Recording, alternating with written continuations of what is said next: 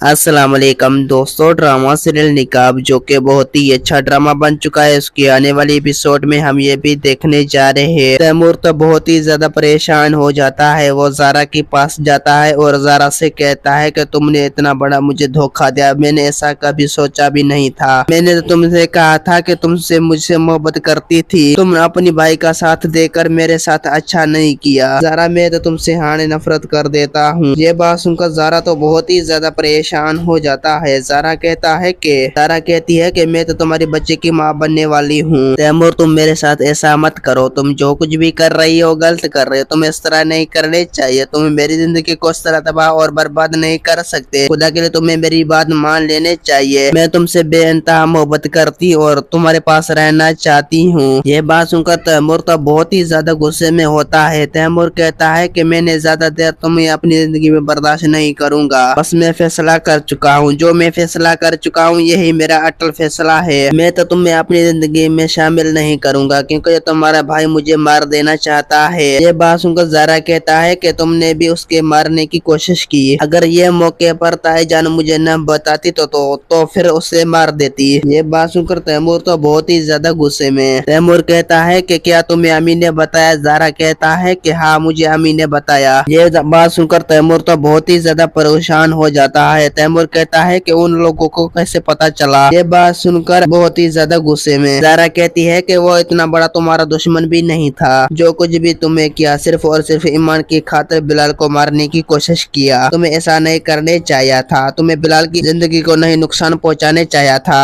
بس تھوڑا سا وقت لگے گا سب کچھ ٹھیک ہو جائے گا۔ تیمور کہتا ہے کہ میں فیصلہ کر چکا ہوں، جو میں فیصلہ کر چکا ہوں یہی میرا اٹل فیصلہ ہے، میں ہر حال پہ ایمان کی حاصل کر دینا چاہتا ہوں، ایمان میری ضد ہے۔ دوستو امید ہے کہ میرا ویڈیو آپ لوگوں کی اچھی لگی ہوگی، ویڈیو اچھی لگی تو ویڈیو کو لائک اور چینل کو سبسکرائب کرنا۔ خدا حافظ۔